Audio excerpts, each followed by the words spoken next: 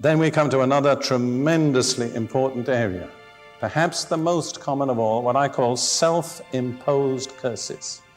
People pronounce curses on themselves. In Genesis chapter 27, we have the story of how Isaac was going to bless Esau, and the mother, Rebekah, who was the first Yiddish mama, if you know what a Yiddish mama is, switched them, and she got Jacob acting like Esau and claiming the blessing. Jacob wasn't reluctant, but he was afraid, and he said this in verse 11. Jacob said to Rebekah, his mother, "Look, Esau, my brother, is a hairy man, and I am a smooth-skinned man. Perhaps my father will feel me, and I shall seem to be a deceiver to him, and I shall bring a curse on myself and not a blessing." But his mother said to him, "Let your curse be on me, my son." She took on herself the curse that would have been due to Jacob. A self-imposed curse.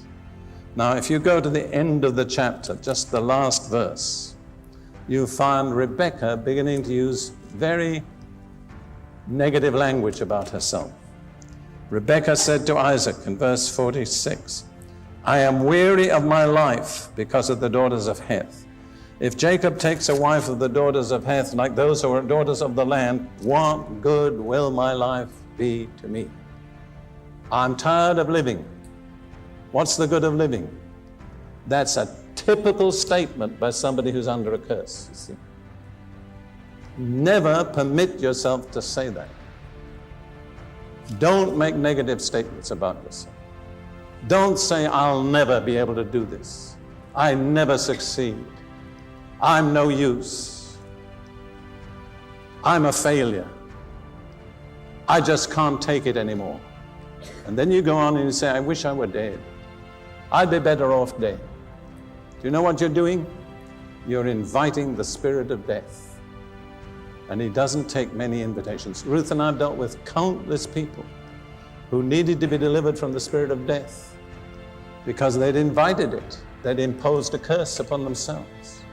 And we've learned one beautiful verse that has helped hundreds of people. And I'll share it with you. Psalm 118, verse 17. "I shall not die, but live and declare or proclaim the works of the Lord."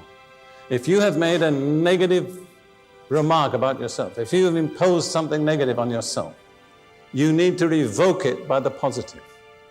You see, as a remarkable example, you know that Peter denied 3 times he knew the Lord.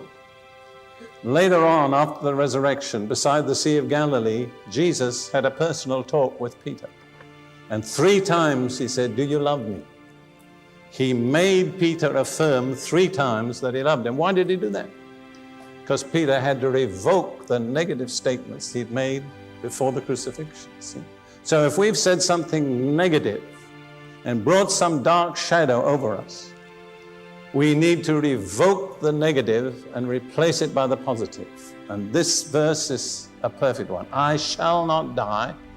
Doesn't mean you'll never die, but it means Satan's not going to kill you before your time. "I shall not die, but live and declare the works of the Lord." I think it would be good for all of us to say that. First time you say it after me.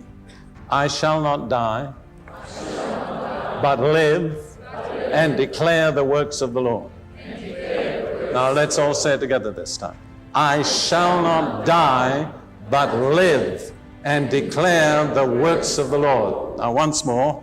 "I shall not die, but live and declare the works of the Lord." Now saying that may change the destiny of your life. All right, let's go on to another example, the great tragedy of the Jewish history. Matthew chapter 27. Jesus is before Pilate, and Pilate is willing to release him. And we read in Matthew 27, verse 24 and 25.